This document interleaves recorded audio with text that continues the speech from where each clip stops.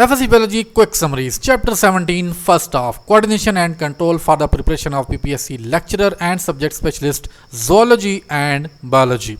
In this first half of Chapter 17, we shall discuss these major topics from coordination in plants, plant hormones up to human brain. Allah says in Quran that Allah does not burden a soul beyond that it can bear. Surah Baqarah verse 286. Now, remember one thing. If you are reading the text only, then you are not preparing. If you read twice, then you remember 50%. But if you revise thrice and speak or write what you have learned, then you are preparing actually. So let's start. Coordination and control. Stimuli is any change in the internal or external environment which initiate or start or begin a response. Unicellular organisms also respond to changes like in temperature, light or chemicals through their receptors. We humans cannot respond to bacteria on surface of body, but inside they can be detected and phagocytes can destroy them. Plants respond through growth rates and turgidity in their cells, but that response is actually very slow. Now, activities like growth, fruit production, and ripening are under the control of hormones in plants. Now, plants respond in two ways. First, by regulating their growth, and second, by controlling functions through plant hormones or growth hormones actually. Plants, when grown without light, become long and fail to form chlorophyll, called as etiolated plants, while chlorosis occurs when plants fail to form sufficient chlorophyll. Chlorophyll is present, but that is not sufficient to make them green. That's why they look yellow, and that is called as chlorosis. Now, defense of plants against some pathogens. Plants show developmental abnormalities as well. If wounded or cut, plants develop masses of poorly differentiated amorphous material called as calluses.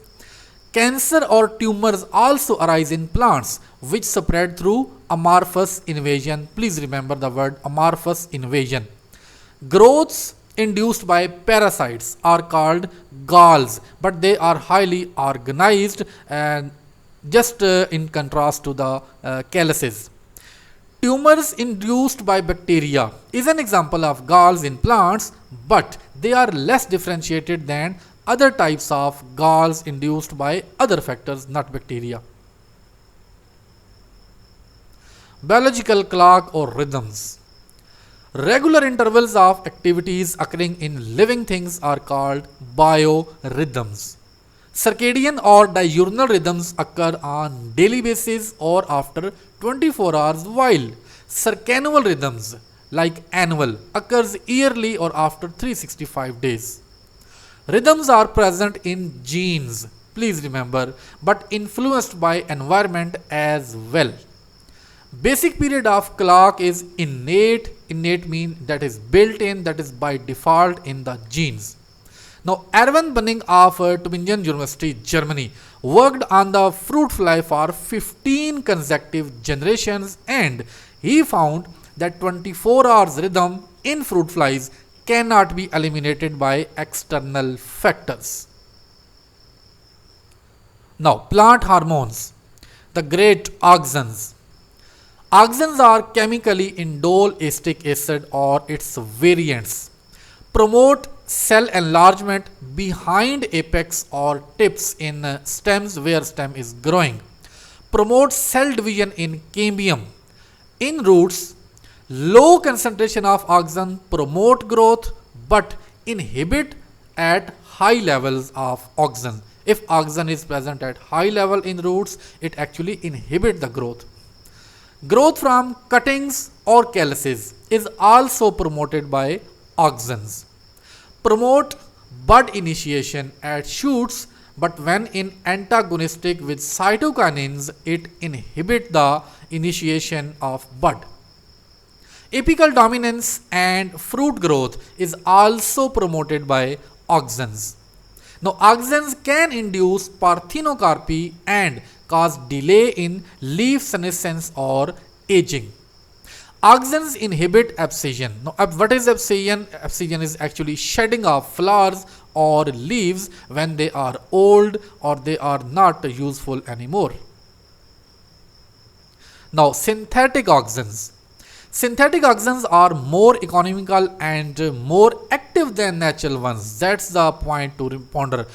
NAA, naphthalene acetic acid, IPA, indole propionic acid, and 2,4-D dichlorophenoxyacetic acid are synthetic auxins. Please remember these three examples are very important. Now, NAA stimulate fruiting in natural fruit set.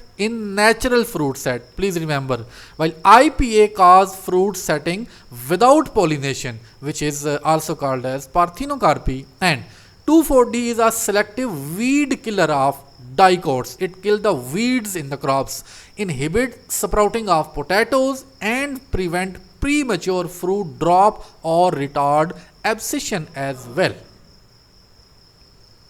Gibberellins. They are produced commercially from fungal cultures. That is a distinctive feature. Now, gibberellins working with auxins promote cell enlargement like auxins, cell division apical meristem like auxins, as well as in cambium like auxins. Bolting of some rosette plant is promoted by gibberellins. Initiate bud growth in shoots of Chrysanthemum calices. That is a specific example about gibberellins, while auxins are in general.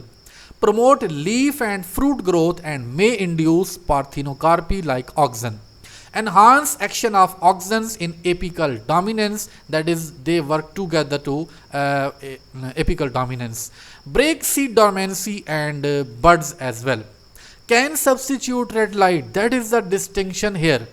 Can substitute red light. Who? Gibberellins. So they promote flowering in long day plants while they inhibit flowering in short day plants. Please remember, promote in long day, inhibit in short day. Gibberellins also cause delay in leaf senescence or leaf aging or leaf fall. Now, commercial importance of gibberellins include GA for gibberellic acid, promote fruit setting in tangerines and pear fruits.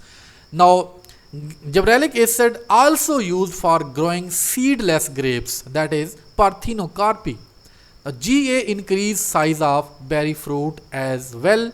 Now, GA3 is the variant of gibberellic acid which stimulate amylase production in barley for brewing industry, and this promotes malting. Malting like malt or it is the process for brewing industry to prepare wine, etc. These kind of things help to delay in ripening of bananas and grapefruits for storage. Cytokinins. Cytokinins promote stem growth by cell division in apical meristem and cambium. Lateral root growth is also promoted. Promote bud initiation and leaf growth. Promote fruit growth, but rarely parthenocarpy. Now that is the distinction here for cytokinins. Rarely parthenocarpy. Also promote lateral bud growth and break bud dormancy as well. Promote stomatal opening, inhibit primary root growth. That is the distinction here for cytokinins. So which prevent or inhibit primary root growth, that is cytokinins. Also they cause delay in leaf senescence or leaf aging. Now commercially, cytokinins delay aging of fresh leaf crops like cabbage, lettuce, and keep flowers fresh. They also delay senescence, break dormancy of some seeds. Abscisic acid. Abscisic acid inhibits stem and root growth during drought and waterlogging. That is difference between abscisic acid and cytokinins. Abscisic acid inhibit during these specific conditions, drought and waterlogging. Promote seed and bud dormancy. Promote flowering in short day plants and inhibit in long day plants. That is the differentiation from the previous hormone we have learned. It works antagonistic to gibberellins. Promote abscissions, promote closing of stomata during wilting, and spray can regulate fruit. Spray mean कि if you spray abscisic acid on the plants, that can regulate fruit drop at end season and the fruits do not fall. Ethene. Ethene inhibit stem growth during stress, inhibit root growth as well, breaks bud dormancy and promote flowering in pineapple, promote fruit ripening, stimulate ripening of tomatoes and citrus fruit. Now, ethifone is a chemical which breaks down to release ethene, which is used to stimulate flow of latex in rubber plants. Now these distinctions are very important for you to remember about plant hormones. Not all the features, but the distinctive features which you think that they are only linked with the specific hormone, they are important for you to remember. Receptors. Chemoreceptors detect chemicals like smell, taste, carbon dioxide, oxygen, glucose, amino acids and fatty acids. These receptors are present in hypothalamus. That is very important term here to you. Please remember it, that chemoreceptors are mostly present in hypothalamus. Mechanoreceptors detect touch, pressure, hearing and equilibrium. Now equilibrium is important here, that equilibrium receptors are basically mechanoreceptors. For example, nerve endings, expanded lip endings and stray endings are used for the purpose of mechanoreception. Electromagnetic receptors or photoreceptors detect and respond to light like in eyes, rods and cones, while thermoreceptors for temperature like warmth and cold by free nerve endings. These free nerve ending keyword is important here, please note. Nociceptors produce sensation of pain by undifferentiated endings. So these technical terms attached with these receptors are very important, like nerve endings, free nerve endings, undifferentiated endings, and above nerve ending, expanded lip endings and stray endings. These technical words are important to focus and understand. Now each type of sensation that we can experience like pain, touch, sight are called modalities of sensation or variants of sensation, or I may say alleles of sensation. Now, when nerves transmit only impulses, then how different sensations are felt? Every neuron, every sensory neuron transmit same kind of impulse, then how we can differentiate among different sensations? The answer lies in different regions of brain for specific sensation to detect. So if an impulse reach like for example in the visual cortex, then that is for visual purpose and that is processed or analyzed for vision, not for other purposes. Similarly, if a nerve impulse reach to a memory or portion or temperature regulatory portion, then that portion will assess that as a temperature regulation. So that is the basic concept here, that if all the sensory neurons or neurons overall in general transmit only same kind of impulses, then how brain can detect them when, on the basis of different sensations. Similarly, receptor organs are specialized to receive and send only specific stimulus. Receptors for arousal of hunger are located in stomach wall, please remember. Stretch receptors are another kind of receptor, are present in walls of carotid and aortic arteries in tetrapods, while they are in fishes present in branchial vessels. Please remember, these stretch receptors are responsible for the vasodilation and vasoconstrictions. Skin receptors. 3 different types of sensory endings involved in touch stimulus are present in the skin. Receptors in skin are concerned with 5 senses. Now these 5 senses are not those senses which you typically understand about 5 senses, but these are touch, heat, pressure, cold and pain. These are the 5 senses for which receptors are present in the skin. Sensory endings at base of hair receive touch stimulus. Meissner's corpuscles are encapsulated endings which lie in the papillae as well as in the ridges of fingertips. These have spiral and twisted endings and a knob at end or many knobs at the end which have actually some transmitters. Pacinian corpuscles are also encapsulated, present in deep body and limbs. They receive pressure stimulus inside, but in legs they receive vibration sense. That is important or distinction, that Pacinian corpuscles receive vibration sense in the legs. Pain receptors are almost 27 times more abundant than cold receptors, and cold receptors in turn are 10 times more abundant than heat receptors. Terrestrial vertebrates receive ground vibration by receptors in giants, like if a snake is lying on the ground and we are walking just aside, then that can detect the vibration through these kind of receptors present in the joints. Touch and pain receptors have naked endings and cellular corpuscles for pressure, heat and cold.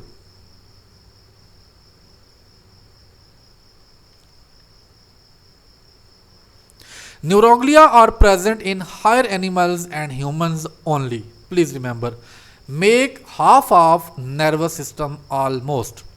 They play a role in nutrition of neurons and protection by myelin sheath. That MCQ has already been asked in the past papers, that what is the function of neuroglia in the nervous system.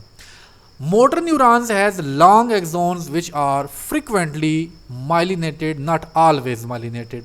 Many sensory neurons has only one fiber which branch in two, that is two branches originate from that neuron. One peripheral branch, peripheral mean side branch, run between receptor site and dorsal root of ganglion, while central branch run from ganglion into spinal cord or brain. That is the key point. Please repeat and focus on it. Entire fibers of sensory neuron is axon type. Actually not axon type, except terminal portion. So the terminal portion is like axon type. It is about sensory neuron. Peripheral branch conduct impulse towards cell body, so it is called dendron. So that is the distinction here. Please remember. Axons conduct impulse away from cell body. Groups of ribosomes on rough endoplasmic reticulum and Golgi bodies in cell body of neurons are Nissel's granules. So Nissel granules are actually groups of ribosomes. Exoplasm or cytoplasm of axon contain microtubules, neurofibrils, rough endoplasmic reticulum and mitochondria. These four organelles are very important for you to remember. Effectors and reflex arc. Cell body is main nutritional part and site for biosynthesis. So all kind of reproduction or growth is based on the cell body. Cell body can regenerate axonal or dendrite fibers when the neurons are immature. But if neurons once mature, they do not divide any further.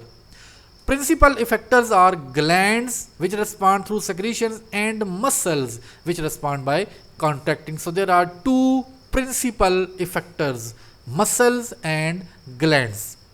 Cell body of motor neuron is present in spinal cord and axon carry action potential. Sensory neuron also makes synapse. With association, neuron is involved in reflex which carry signal to brain, not only in the reflex action, but that action or that stimuli message is also sent to the brain for the information. Reflex action is involuntary. Nerve impulse. Now your attention should be deeper and you must follow all the information.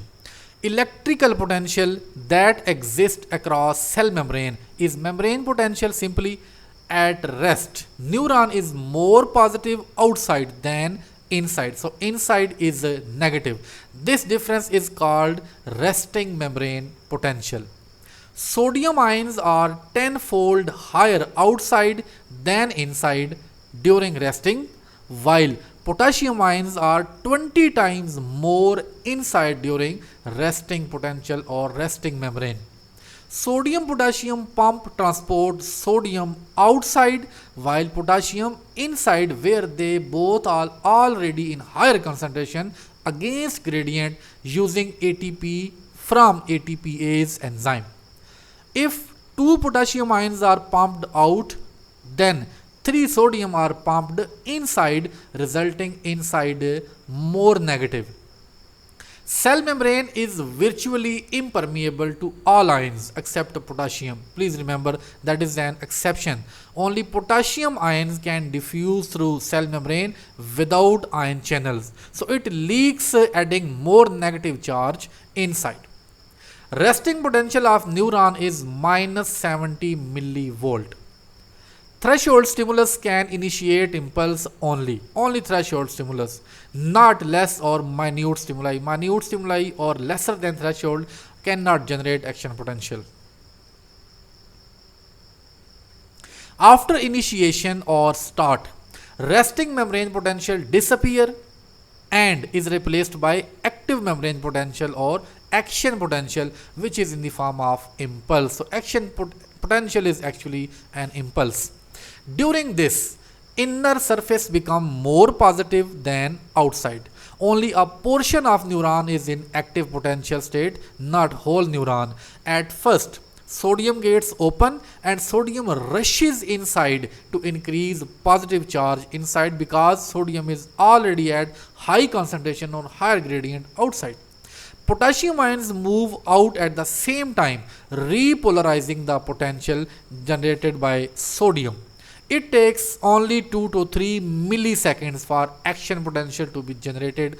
Active membrane potential is plus 50 millivolt or 0.05 volt. Please remember these digits or these figures are very important.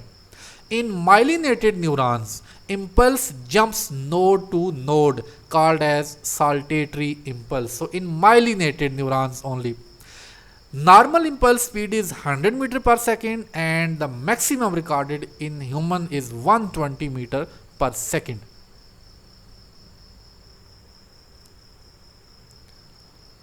Synapse.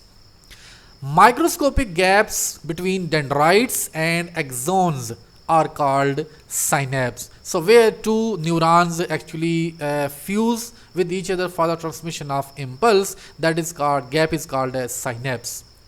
Single impulse does not cross the synapse because it does not reach the threshold.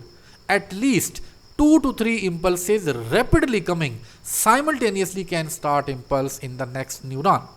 Action potential cannot jump across synapse, so chemical messengers are used for transmission, which are called neurotransmitters.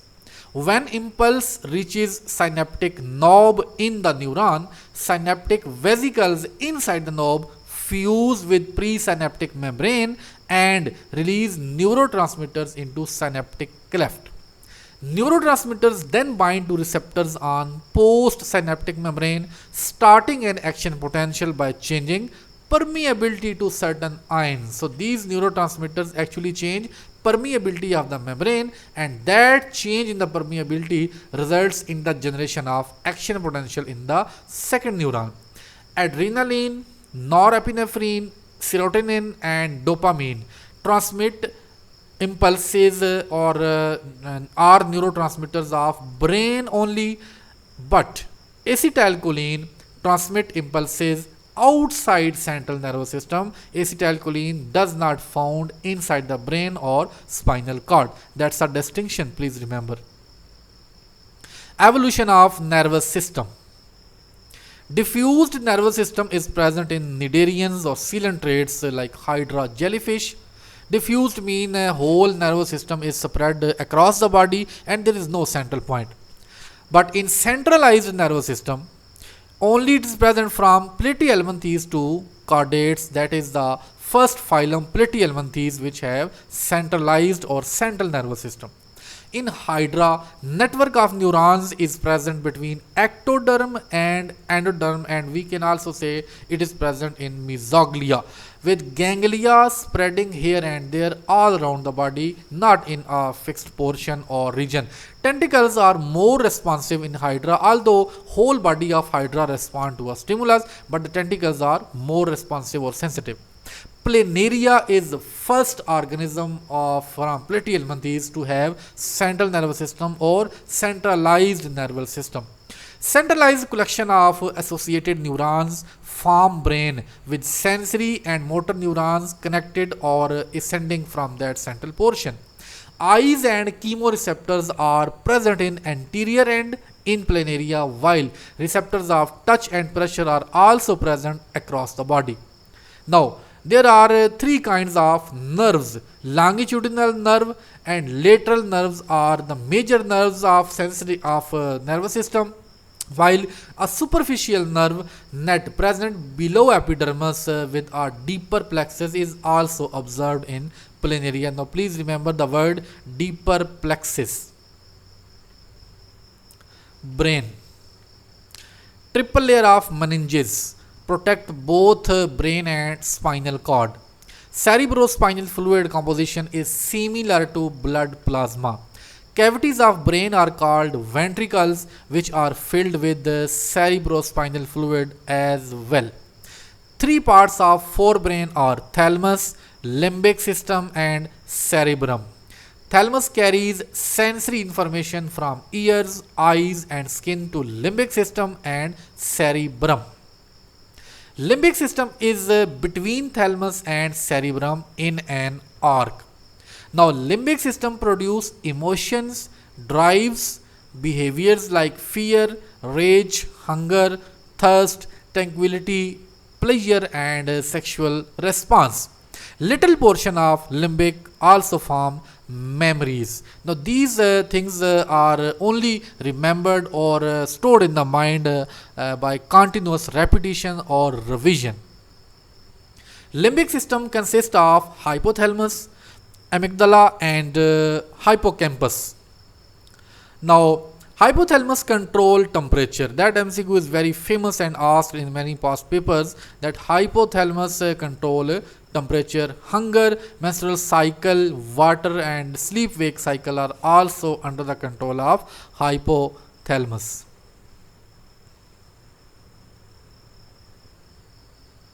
Amygdala produce sensation of pleasure, punishment or sexual arousal, fear and rage. Hippocampus play a role in long-term memory formation and required for learning. Now please remember, long-term memory formation is linked with hippocampus. Largest part of brain is cerebrum, which have two halves called hemispheres. Corpus callosum is band of axons between hemispheres for communication between these two hemispheres. Outer region of cerebrum is cerebral cortex, which receives sensory information, process it and store in memory for future. So if you are asked that which part of brain store memory, actually that is cerebrum. Control voluntary movements and thinking as well, cerebral cortex. Impulses from eyes and ears are converted to impressions like light and sound in cerebral cortex. Speech and touch are also processed in cerebral cortex. Cerebral cortex is involved in controlling voluntary movements, intelligence, reasoning, judgment, etc. Now, midbrain is reduced in humans and control auditory impulses or the impulses from ears as well as reflexive eye movements. Reticular formation in midbrain connect forebrain and hindbrain. So please remember that which structure connect forebrain and hindbrain in midbrain, that is reticular formation. Three parts of hindbrain are medulla, pons and cerebellum. Medulla is autonomic, controlling breathing, heart rate, pressure and swelling. Pons is involved in transitions between sleep-wake cycle and pattern of breathing. Cerebellum coordinate movements and body position or balance. Please remember, the balance of the body is maintained by cerebellum. Learning and memory storage of behaviors is controlled by cerebellum. Now that memory is linked with the behaviors. Cerebellum is best developed in birds to control complex activity of flight. That is very important point here for you to remember, that the most developed cerebellum is present in birds. Spinal cord has inner butterfly shaped gray matter, central canal and outer white matter. Please remember the arrangement or order of these structures. Gray matter is myelinated bodies and fibers. Cell bodies are in gray matter actually, while white is non-myelinated fibers. That's it for the first half. Inshallah, in the second half of chapter 17, we shall discuss all the remaining portion of autonomic nervous system, sympathetic nervous system, etc. and the most important, chemical coordination. To watch other chapters, please check the playlist or description of this video. Thanks for staying with me. Allah Hafiz.